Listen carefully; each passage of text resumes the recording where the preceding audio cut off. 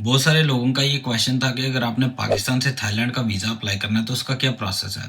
पाकिस्तान से थाईलैंड का e visa apply करने का तरीकाकार मैं आपको बता देता हूँ। सबसे पहले आपने इस वेबसाइट को ओपन कर लेना है। वेबसाइट का लिंक मैं इस वीडियो के डिस्क्रिप्शन के अंदर भी दे दूंगा, वहाँ से आप क्लिक करके इस वेबसाइट को ओपन कर लीजिएगा। यहाँ पे आप क्लिक करके इस वेबसाइट को ऊपर प्रॉपर एक्सेस कर लीजिएगा। यहाँ पे आपने अकाउंट क्रिएट करना है। अकाउंट क्रिएट करने के बाद यहाँ पे आपने साइन इन कर देना है। जैसे ही आपका अकाउंट ओपन होगा आपने ये न्यू एप्लीकेशन के ऊपर क्लिक कर देना है। यहाँ पे आपने फॉर्म फिल्स करना है। यहाँ पे आपने लिख देना है फॉर एग्जाम्पल आप किस कंट्री के अंदर मौजूद हो, आपने किस कंट्री से वीज़ा अप्लाई करना है। मैं लिख देता हूँ मैं पाकिस्तान के अंदर मौजूद हूँ, मैं पाकिस्तान से वीज़ा अप्लाई कर रहा हूँ। यहाँ पे लोकेशन आपने लिख देनी है, पाकिस्तान में कौन सी करंट लोकेशन है वो आपने लगा देनी है। वो भी मैं लगा देता हूँ कि मैं पाकिस्तान के अंदर हूँ।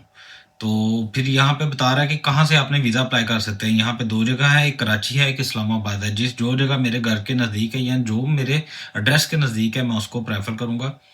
तो वो वाली मैं सेलेक्ट कर लेता हूँ, मैं कराची सेलेक्ट कर लेता हूँ या इस्लामाबाद जो मेरे भी नज़दीक होगी। फिर उसके बाद वो कहता है कि आपके पास पासपोर्ट कौन सा है, वो पासपोर्ट बताऊँगा। पासपोर्ट वीज़ा टाइप कौन सा वीज़ा आपने लेना है, यहाँ पे टूरिस्ट वीज़ा को आप सेलेक्ट कर लीजिएगा क्योंकि मुझे टूरिज्म के लिए जाना है। इस तरह आगे नेक्स्ट उसका प्रोसेस चलता रहेगा। एंड पे आ जाती है पेमेंट की बात। एप्लीकेशन कंप्लीट होते ही जो पेमेंट की स्लिप है वो आपके ईमेल के ऊपर भी आपको आ जाएगी। दूसरा ये है कि आपके कंप्यूटर के अंदर भी डाउनलोड हो जाएगी। पेमेंट स्लिप मैं आपको दिखा रहा हूँ, इस तरह की ये पेमेंट स्लिप होती है। ऊपर दिखा रहा है कि किस एम्बेसी से आपने अप्लाई किया, कराची या इस्लामाबाद, क्योंकि पाकिस्तान में इस वक्त दो जगह पे ये इनके सेंटर काम कर रहे हैं। अब देखे नहीं, मैंने यहाँ पे अप्लाई किया हुआ था फॉर एग्जाम्पल इस्लामाबाद, तो इस्लामाबाद का वो एड्रेस आ गया, साथ ही ये QR code and bar code आ जाएगा। ये डिटेल्स होती हैं उस बंदे की जिसने ये वीज़ा अप्लाई किया हुआ है, उससे रिलेटेड उसकी इन्फॉर्मेशन के रिलेटेड। और साथ ही यहाँ पे उसका नाम, उसका ईमेल एड्रेस, उसका रिक्वेस्ट नंबर यानी कि उसका रेफरेंस नंबर वगैरह सारा कुछ उसका आ जाएगा। नीचे आ जाएगा कि उसने कितने पैसे अदा करने हैं, और 13,000 रुपये उसने पाकिस्तानी उसने अदा करने हैं। ये अमाउंट उसने पे करनी है एम्बेसी के अंदर। तीसरी ऑप्शन ये आ जाती है कि आपने 13,000 रुपये आपने पे करना है, और किस जगह पे करना है, किस एड्रेस पे करना है, कहाँ पे जाके पैसे कैश देने हैं। ये पेमेंट आपने वहाँ पे कैश दे के आनी है। यहाँ पे टाइमिंग भी लिखा हुआ है, वर्किंग डेज में आपने जा सकते हो, हॉलीडेज में आप नहीं जा सकते। तीसरा क्वेश्चन बहुत सारे लोग पूछते हैं कि आपने स्लिप को किस तरह डाउनलोड करना है। अगर आपने पेमेंट की है तो किस तरह पता चलेगा कि आपने स्लिप डाउनलोड करने का तरीकाकार वो ये है कि जैसे ही आप अपना अकाउंट दोबारा ओपन करोगे, यहाँ पे आपने क्लिक कर देना व्यू ऑल एप्लीकेशंस के ऊपर। उसके बाद सेकंडली आपने यहाँ पे क्लिक करना है ऑल स्टेटस के ऊपर। जैसे ही आप यहाँ पे क्लिक करते हैं तो आपकी एप्लीकेशन यहाँ पे आ जाती है, बता रहा है अंडर प्रोसेस है। जैसे कि आपकी पेमेंट हो गई है तो वो अंडर प्रोसेस में चल जाएगी, वरना पहले ही वो पेमेंट रिक्वायर्ड की ऑप्शन आएगी। अब तीसरी ऑप्शन ये है कि देखिए यहाँ पे पेमेंट करने की ऑप्शन जो है वो खत्म हो चुकी हुई है। तीसरा सिर्फ ये है कि पेमेंट की रसीद जो है, इनवॉइस या पेमेंट की जो बिल है वो आप डाउनलोड कर सकते हैं। आपका यार दोस्त या आपका रिश्तेदार या जो भी पेमेंट कर रहा है, आपको उससे इनवॉइस मांगने की जरूरत नहीं है। सिंपल यहाँ पे जाएं, यहाँ पे क्लिक करें, ये इनवॉइस आपकी डाउनलोड हो जाती है। इनवॉइस को खोलें।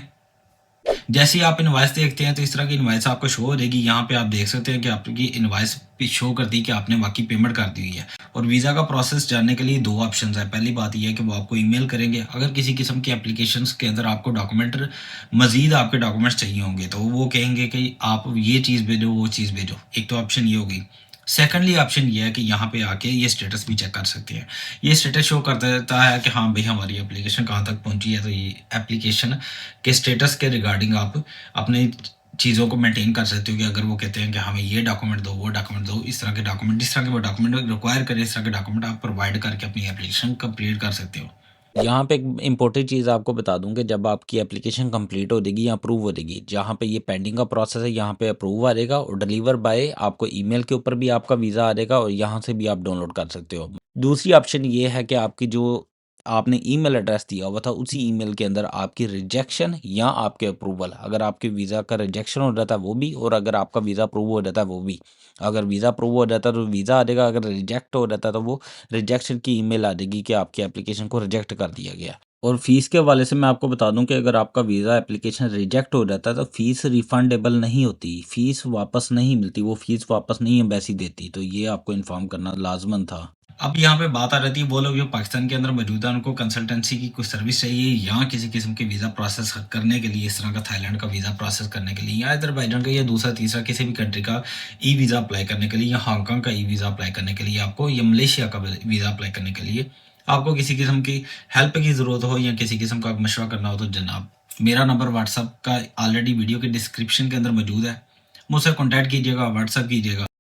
और आजकल तो वैसे भी हमारी सर्विस बड़ी फास्ट हुई हुई है, हमने ऑलरेडी एक ऑपरेटर रख दिया हुआ इसी काम के लिए जो कि व्हाट्सएप का रिप्लाई करेगा। ये थी वीडियो, ये थी इन्फॉर्मेशन। वीडियो अच्छी लगी तो वीडियो को लाइक कीजिएगा, चैनल को सब्सक्राइब कीजिएगा, अपना बहुत सारा ख्याल रखिएगा, दुआ में याद रखिएगा। अस्सलाम वालेकुम।